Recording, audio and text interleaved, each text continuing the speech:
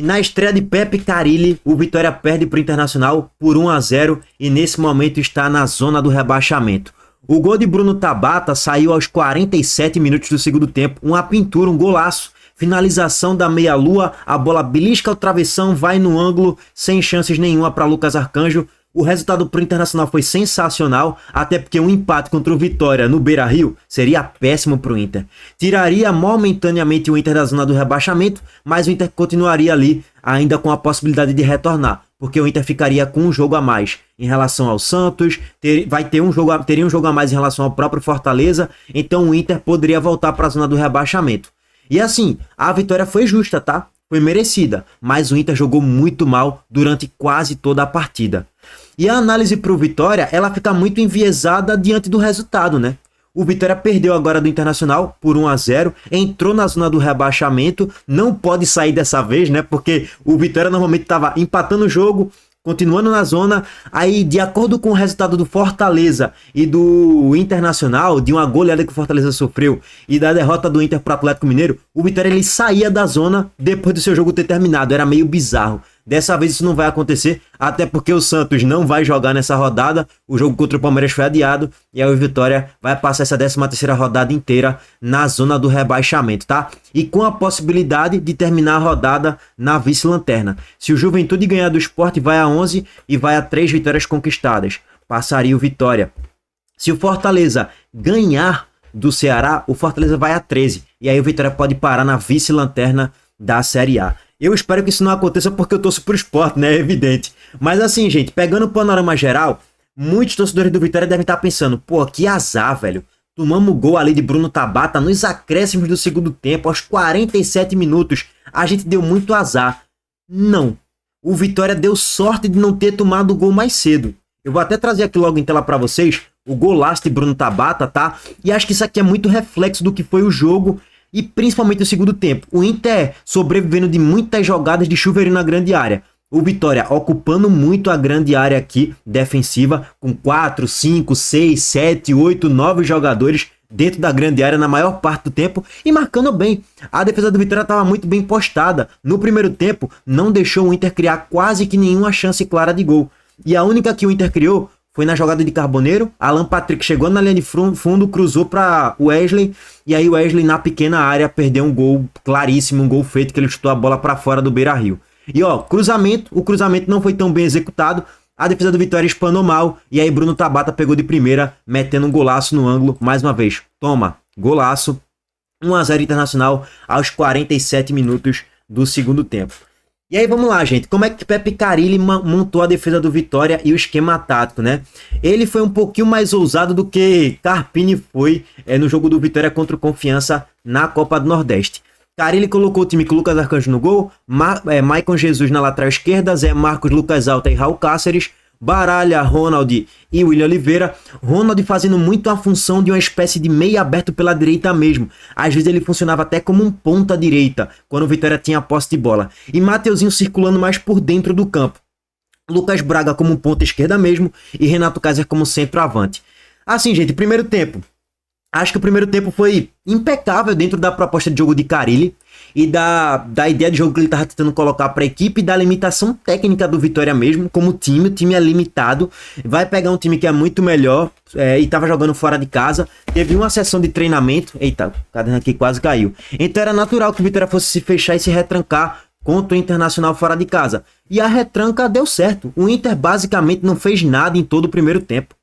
Aos 14 minutos de jogo, o Inter já estava chuveirando bola dentro da grande área. Vitor Gabriel, que é da base do Sport, foi lateral na base do Sport, mas joga de zagueiro no Inter, ele foi utilizado de forma improvisada na lateral. E aos 14 minutos, Vitor Gabriel já estava dando chuveirinho na grande área, porque o Inter não estava conseguindo penetrar na defesa do Vitória, trocando passes de pé em pé, não conseguia.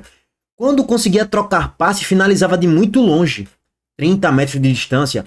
E aí a finalização ou era para fora sem perigo nenhum, ou era uma finalização no meio do gol para Lucas Arcanjo fazer uma defesa segura. Então assim, primeiro tempo do Vitória de certo modo de manual. E quase fez o gol ainda, né? Num bate-rebate ali aos 20 minutos, o Vitória quase fez o gol com o William Oliveira. Só que a defesa do Inter tirou, a bola foi para escanteio, só que o árbitro errou e deu tiro de meta. Então assim, primeiro tempo quando a gente analisa Estatisticamente a partida, vou até trazer aqui em tela para vocês também os números do jogo. O Inter tinha mais posse de bola, tinha mais volume, mas era um volume desorganizado, tinha mais finalizações, Lucas Arcanjo tinha que fazer mais defesas, mas não era um Inter avassalador, não era um Inter que passava a impressão pro torcedor que, ó, a qualquer momento a gente vai achar um gol. Não era isso. Era um Inter só superior na posse, no volume desorganizado e nas finalizações. Lógico, tá mais próximo do gol do que o Vitória, mas ainda assim, acho que o 0 a 0 no primeiro tempo, de certo modo, não foi injusto não, tá? E a gente olhando aqui para chances criadas, o Inter criou uma, o Vitória não criou nenhuma. O Vitória não finalizou uma bola na barra em todo o primeiro tempo. O Vitória não fez um grande jogo. Defensivamente fez um bom primeiro tempo, um ótimo primeiro tempo, que é bem a característica de Carille, né? E aí vem o segundo tempo, e no segundo tempo, o jogo não muda radicalmente não, tá? É o Inter com mais posse, é o Inter tentando triangular mais, mas com a mesma dificuldade de penetrar na grande área trocando passes de pé em pé. Acontecia de vez em quando e às vezes quando a defesa do Vitória também falhava. Aí começa mais uma vez o número bizarro de finalizações do Inter de forma ridícula, velho. Assim, o Inter até quando chegava, que não chegava tão bem, mas quando chegava, as finalizações eram ridículas. Se você parar para analisar aqui, ó, no segundo tempo, a estatística da partida, o Inter teve 2 chances claras criadas, o Vitória teve uma, 13 finalizações do Inter, só que das 13 finalizações, Lucas Arcanjo não fez uma defesa, uma. Porque só teve um chute na barra, que foi o gol. Assim, Rocher no segundo tempo trabalhou mais do que Lucas Arcanjo. Não que o Vitória teve mais volume de jogo, não que o Vitória jogou muito mais do que o Inter, mas sempre que o Vitória chegava, era mais perigoso nas finalizações do que o Internacional. O Vitória finalizou 6 vezes no segundo tempo contra 13 finalizações do Inter. Só que das 6 finalizações, 4 foram na barra.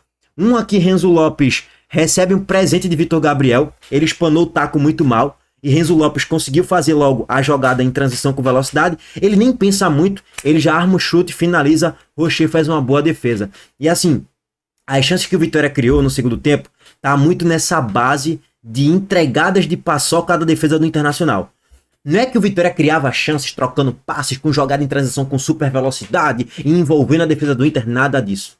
Era simplesmente jogadas esporádicas que a defesa do Inter cometia pataquadas, errava bastante e aí o Vitória se aproveitava finalizando com perigo. Mas Rocher fez uma ótima partida, diria que foi um dos melhores em campo, porque se Rocher fosse um goleiro ruim, o Inter talvez sofreria até um gol no segundo tempo. Sobre Renzo Lopes, ele entra na vaga de Renato Kaiser e assim, acho que o lance que ele recebe de presente de Vitor Gabriel e finaliza, é muita característica dele. É um jogador que pensa muito rápido e finaliza muito rápido também as jogadas. Eu gostei dele, assim, foi muito pouco, mas pareceu ser um jogador de boa capacidade física para ganhar os duelos e de boa velocidade de raciocínio. Não é um jogador rápido, rápido ele não é. Isso aí é um defeito dele. Mas aí paciência, né? Enfim, cara, e o Inter vai chegando, né? Vai chegando, com chuveirinhos na grande área. Aí às vezes a defesa do Vitória corta bem, às vezes não, corta mal. E o Inter vai chegando. E nesse negócio do Inter ter mais volume de jogo, uma hora o gol vai sair.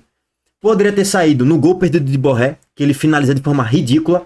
Poderia ter saído na cabeçada do próprio Borré, que ele recebe um cruzamento da lateral direita, do lateral que chegou do Cerro Porteño, né? O Alan Benítez. E ele cabeceou muito mal. Se Borré tivesse numa fase melhor, talvez já seria gol do Internacional ali. Foi uma finalização dentro da pequena área. Aliás, próximo da pequena área. Teve um gol perdido do Inter também, que a jogada sai pela ponta direita, o Wesley dá o corte, Michael Jesus escorrega, ele cruza a bola na grande área, e aí Alan Patrick poderia finalizar de primeira, com o pé direito. Aí ele inventa de cortar para trás, aí tropeça na bola, já seria uma outra boa chance pro Inter. Aí ele tropeça meio que na bola ali, se embanana, solta o passo para Carboneiro que finaliza, a bola explode, baralhas e vai para escanteio. Então assim, era um Inter no bumba meu boi, no chuveirinho, tentando de todo jeito, de forma meio que atabalhoada, mas chegando. E o Vitória chegando também de vez em quando, mas chegando muito pelas falhas da defesa do Inter. Só que aí, como eu já trouxe para vocês o gol, aos 47 minutos, golaço de Bruno Tabata na reta final do segundo tempo, dando toques finais à partida, 1 a 0 pro Inter. Acho que no final das contas o resultado foi merecido. Se tivesse que ter um vencedor seria o Inter, e por um gol de diferença, talvez o 2 a 1 seria o mais justo? Talvez. Mas enfim, começo de Carille não foi bom porque perdeu o jogo. Defensivamente o time até que se comportou bem, mas aí explode, esbarra na limitação técnica do time. Ofensivamente, acho que precisa melhorar muito ainda, até porque nem dá para exigir tanta coisa. Teve uma sessão de treinamento, não dá para exigir muita coisa não. Enfim, começou com azar, né? Azar entre aspas, né? Tomando gol nos acréscimos. Não dá para falar também que teve sorte ali na reta final, né? Teve sorte no jogo, porque o gol poderia ter saído antes. Enfim, vitória na zona, o Inter saiu dela e a tendência é que o Inter, focando mais na Série A, não tenha tanto perigo e tanta ameaça assim pra cair pra Série B, tá? Já o Vitória é isso aí, irmão. É uma vitória dentro da zona, é um jogo dentro da zona, o outro sai, entra, fica. É isso aí, irmão. Até o final com esse elenco limitadíssimo e com o Fábio Carille, não esperem magia e tranquilidade e paz na Série A, não. É aperreio até o final. Ah, e o teu esporte, irmão? Ah, pô, mesmo o esporte precisa de mais alguma coisa? Acho que não, né? Acho que não precisa, não. Bom, rapaziada, é isso. Abraço pra todos vocês. Deixa o like aqui no vídeo, se inscreva no canal e ative as notificações. Valeu, gente.